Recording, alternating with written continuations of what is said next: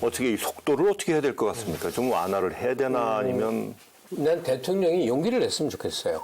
뭐냐면 모든 사람이 너무 걱정하고 있을 때 파격적인 어떤 조치가 국가를 확 뒤바꿔 놓은 체험들을 우리는 갖고 있어요. 김영삼 대통령의 금융 실명제 같은 것 때문에 부패 한국이었던 나라가 지금은 부패가 아주 드물게 벌어지는 일부 굉장히 크잖아요. 저는 그 사례 중에 제일 큰 게 역시 노태우 대통령 시절이라고 생각해요. 그러니까 87년 노동자 대투쟁이 10월에 있었고 집권을 한 다음에 그러니까 임금을 파격적으로 올리는데요. 제가 수치 다 찾아드릴 수 있는데 어쨌든 집권 5년 동안에 실질 임금이 거의 3배 가까이 늘어나요. 나라 다 망한다고 그랬거든요. 근데 놀라운 일은 그 노태우 집권 5년의 결과물로 한국엔 중산층이라는 게 생겨요. 임금이 올라가니까. 근데 그 중산층의 내수 능력 때문에 기업이 오히려 탄탄해졌어요. 한국 경제가 소위 탄탄해져갖고 뭐 혁명으로 국가를 전복시키자 하던 그 당시 그 전에 많이 했던 혁명 세력이 싹 사라지고 시민운동단체로 싹 바뀝니다. 이게 뭘 의미하냐면 지금 한국 사회에서 공동체를 위협하는 게 뭐냐? 북한이냐? 뭐냐 하는데 실은 이 양극화 문제가 지금 이제 올 때까지 왔잖아요.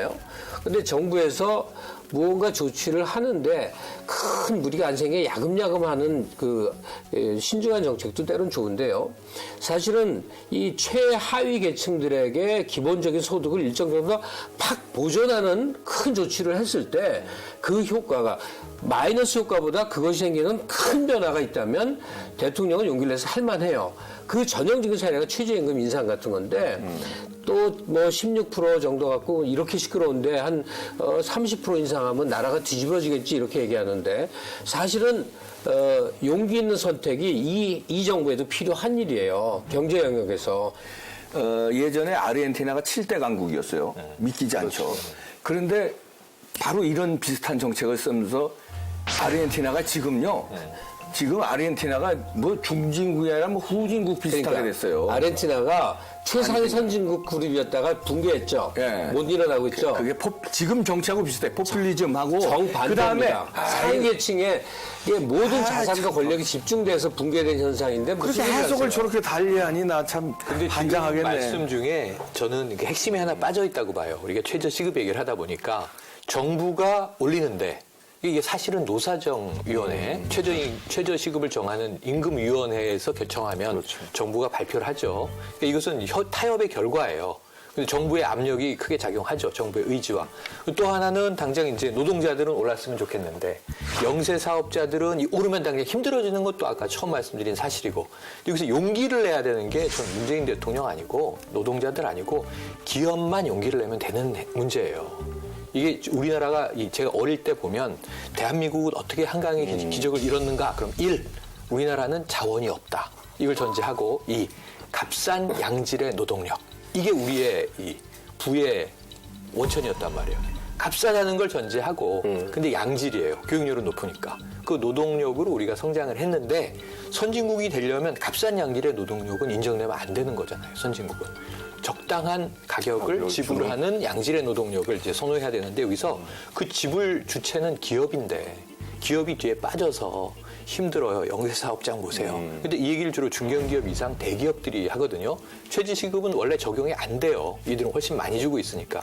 근데 이들이 늘 어렵다 하는 얘기를 하는데 이게 성공하려면 소득주도 성장이나 4차 산업혁명, 지금 일본은 완전 고용으로 가고 있는데 그 인구 구조 때문에 그렇지 않습니까?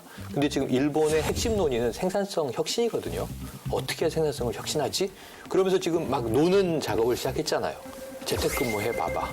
하루에 그럼 일주일에 30시간만 일해보자. 그러면서 생산성 실험을 시작했는데 우리가 지금 생산성 혁신이 안 일어나면 이 노사만 비용 문제로 계속 싸워요.